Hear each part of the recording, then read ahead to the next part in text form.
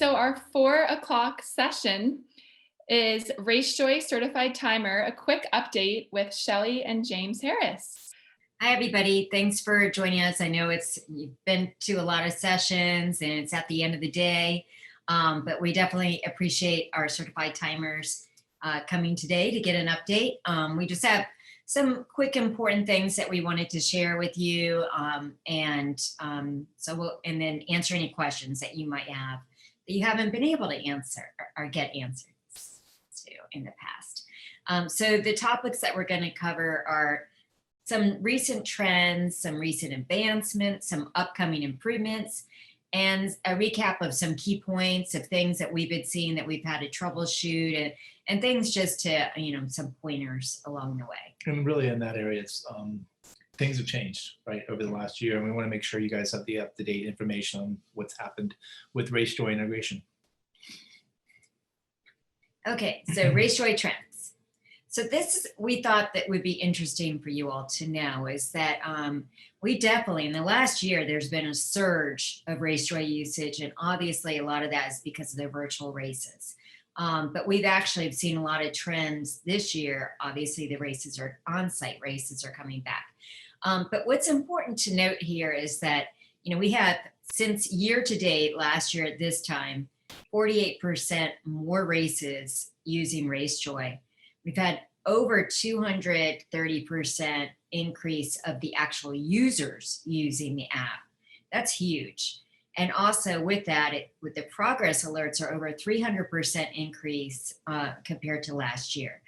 That means people are using it, and then it's also at these longer distance type of events and on-site events and things. So now we do obviously expect these numbers to be higher compared to last year, especially at this time of the year. Last year, it's still a lot was unknown and virtual was just taking hold and stuff. So we do expect that, but it just shows that continues to be a high usage and interest in RaceJoy, and you all as providers of that product, this is good information to have and to know, and you feel confident that, yeah, this product is in demand and it's something I should be promoting to my events. Definitely seeing a real uptick in the in-person events over the last few months, and that's definitely helped the numbers. Yeah. So, that's the other point that we wanted to share is this shifting focus of trying to get these in-person events coming back. But with that, we're seeing this combination of in-person and virtual. Obviously, the races are trying to, be careful about things. And so they're continuing to have this virtual option.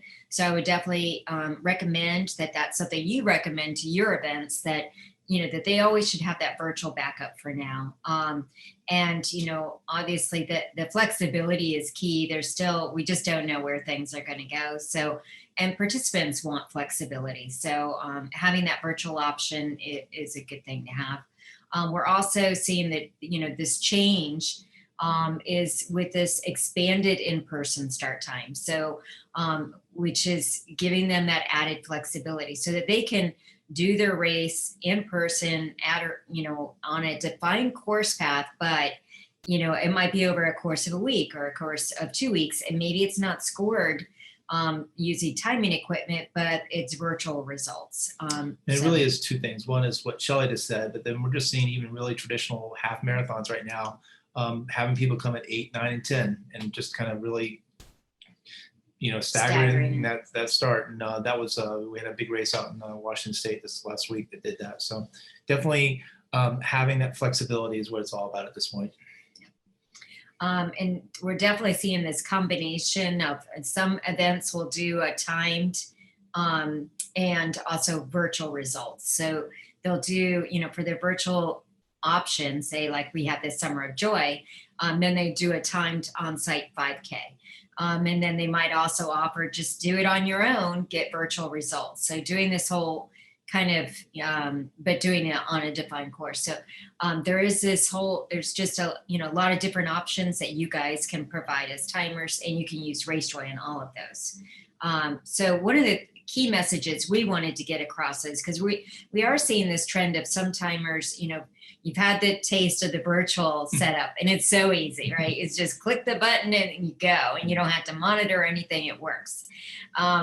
However, the challenges with RaceJoy, and I'm going to go to the next one, is that, you know, we need to provide the whole pie, not the half a pie experience. So there's so many things that the participant gets from RaceJoy if you have a defined course option. So they get, they actually, it preserves their battery a lot better because we know what their course path is. So we don't have to ping their phone as much. And also the people tracking them will see them on the map. And also me, the participant, or if I'm the participant, I want to be able to see where I am on the map, and also to be able to look at the map, especially if I want to make sure that I'm on the right course, you know, if there's not a lot of support out there. Especially today, we know a lot of the companies are really being very challenged in terms of volunteers. And so having this technology where you're really putting in those key cues, and then most importantly, having off-course alerts really provides for a nice participant experience, especially if there's not great signage and volunteers. Yeah. So we just don't want people getting frustrated that they're thinking that, and they've used RaceJoy before, and they're thinking, oh, I'm going to be able to see a map. That's what all the content tells me and stuff, and then they can't. So we want to avoid frustration, and you know, and I know that. You know, I like to say that it's similar to, you know, these restaurants that, you know, they were just delivering their menu options and so forth. So they're providing a delivery service. They had to close down the restaurant portion of it. But then, you know, for them to decide, oh, we're not going to offer the restaurant portion anymore because it's just easier to deliver it. You know, it's not the full experience, obviously. So, we will challenge people if we see that that a virtual option has been put in place when it's clear that there's an on-site course. So we're going to ask why, and get with you and ask that you add the course map in. So. If you could do us a favor and just, you know, and if you have forgotten how to use the course maps and stuff, that no problem. There are little videos on the setup page that you could just watch real quick. And if you want us to review it to make sure things are fine, just go ahead and send an email to info@racejoy.com, and we're happy to do that. So it's been a very busy year for us. Obviously, we spent a lot of time on virtual and challenge. But, you know, we really did move the technology forward in other ways also. So I'm going to cover that really briefly here today. And one of our big things that we've been really working on is making it really easy for you with the registration integration to make all this happen. So, you know, we spent a lot of work, and now you can really provide in RaceJoy the whole experience. You could have a challenge event, you could have a virtual race anywhere event, and you can have a course map event, and all the stuff happening within the same race. And the participants' experience is going to be really tailored to what they're doing. So if they're on a course, they're going to get the full course experience, the off-course alerts and cues and audio messages that are based upon the point they are on the course. If they're racing anywhere, they can still have a nice experience. You can provide for audio at key milestones being completed.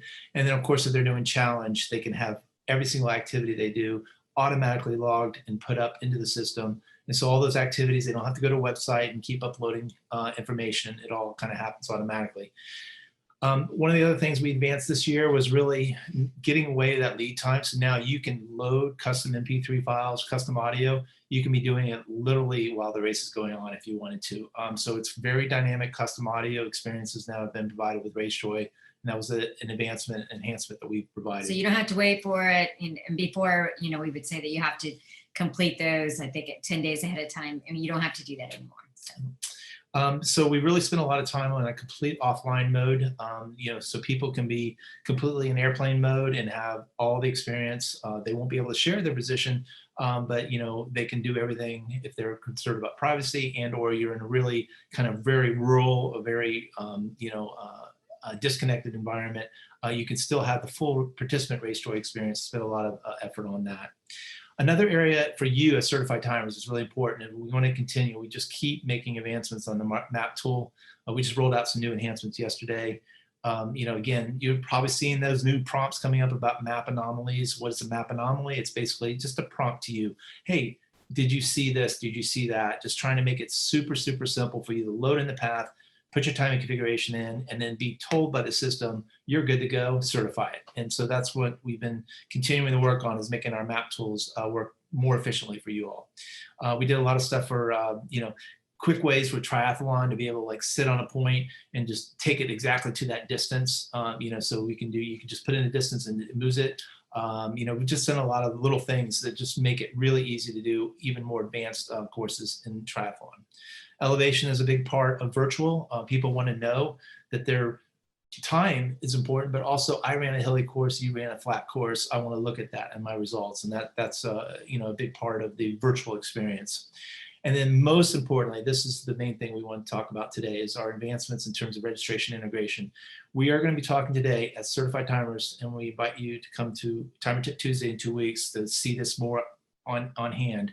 But really understanding now the change in terms of like what events you enable and how you set up your courses. And really at this point, you want to turn everything on because it makes it really easy for the participants to set up now, because they're literally coming in, looking up their name and just going, and they don't have to really think about anything in terms of their profile and setting up what course they're doing and so forth. So just to back up, that what we mean by registration integration is previously the participants would have to know their bib number and enter the bib number.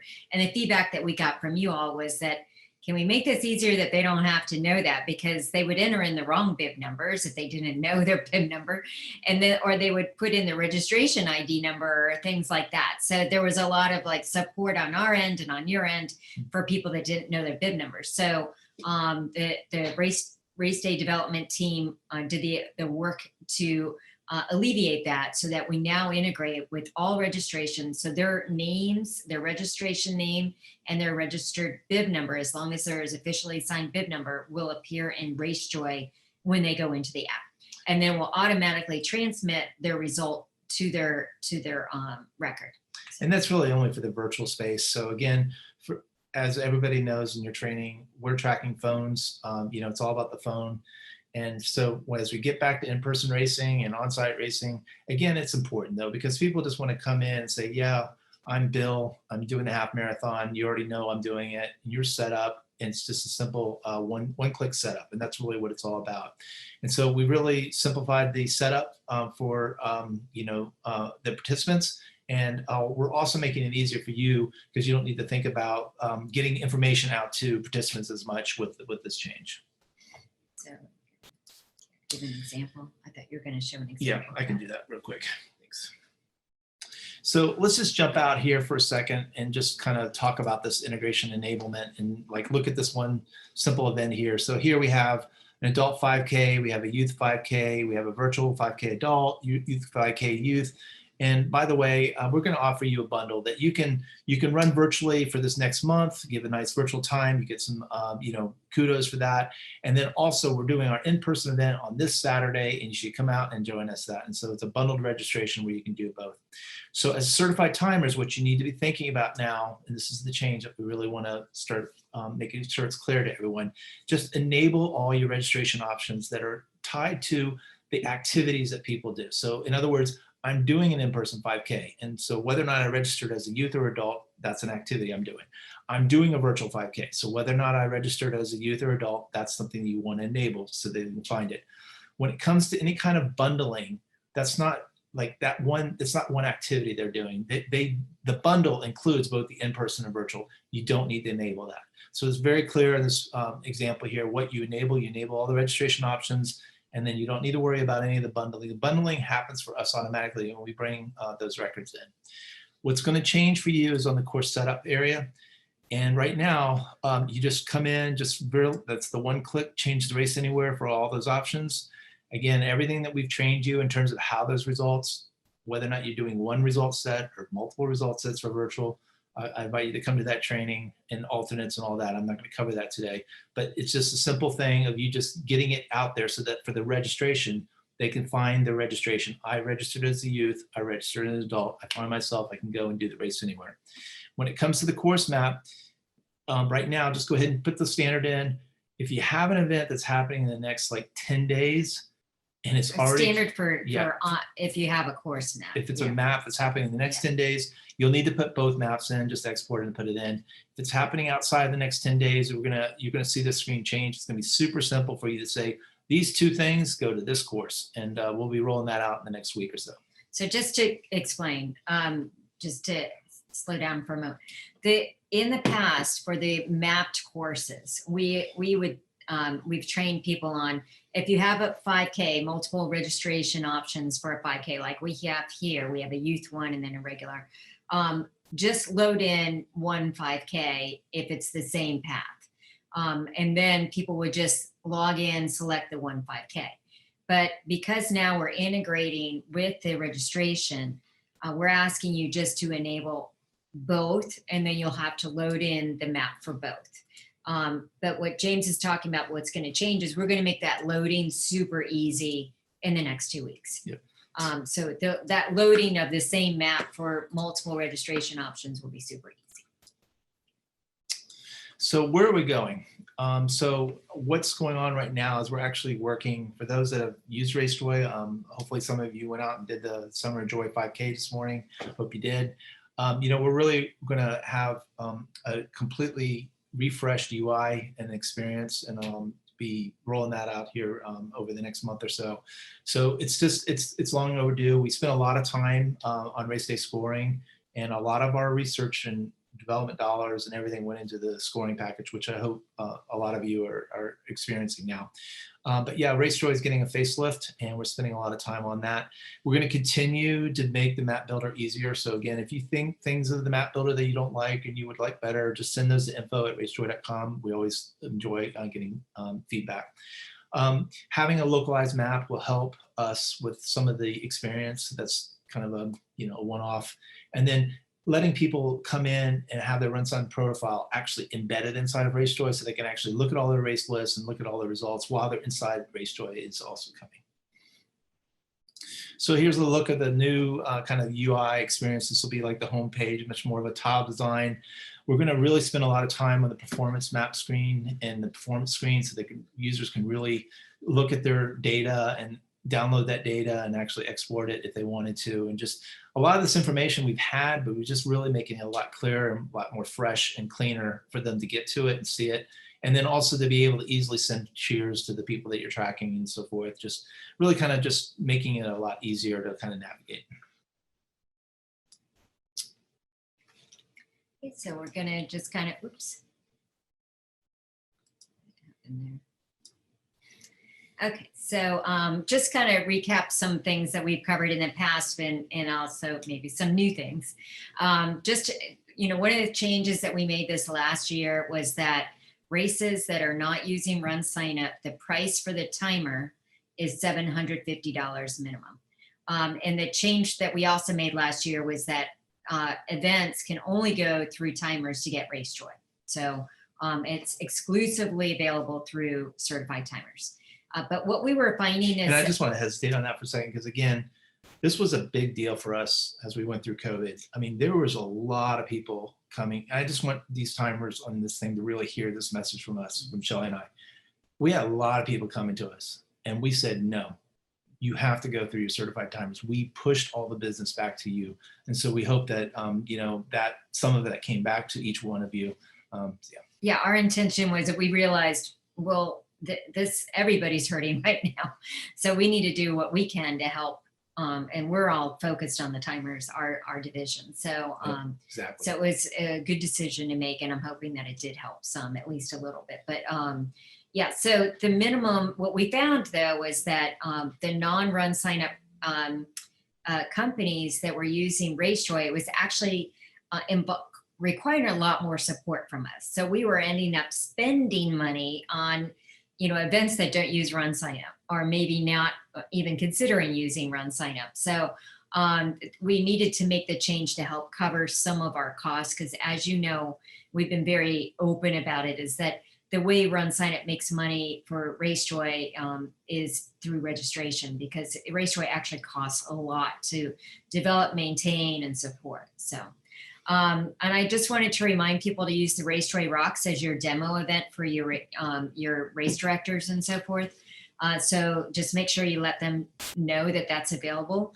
And then any test races or any of your events, please set them 5 days in advance.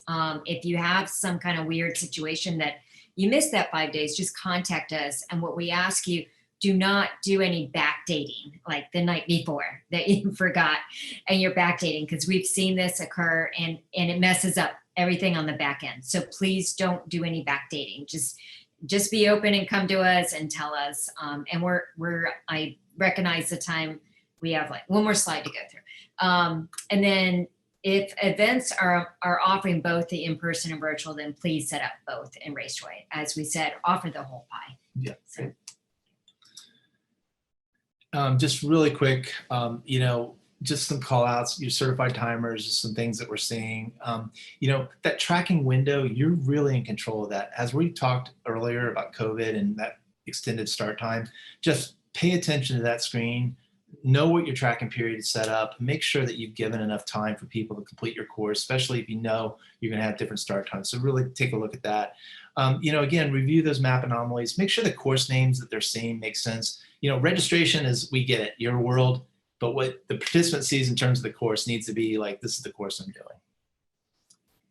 Oh, and well, we got 10 minutes till the next one. Was there anything on the last slide? No. Okay. So we're there, and as James said, we have a timer tip Tuesday coming up on August 3rd. This will be about the new registration integration and setup, and exploring more deeply some of the things that we've been seeing about, you know, making things a little bit better, improve setup and so forth. So please join us for that. That's just only for existing certified timers.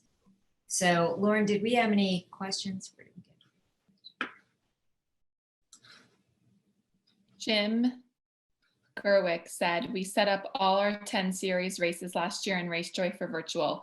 This year we are doing hybrid, but since the first race had occurred, we couldn't activate RaceJoy. Thanks for your support, Jim. Mm-hmm.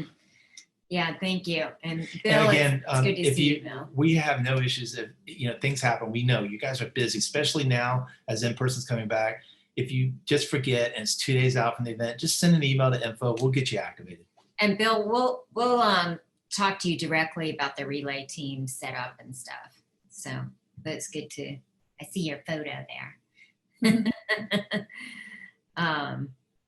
So, okay. Well, if you guys have any questions, feel free to send any comments or anything to Shelly at RunSignup or info at RaceJoy.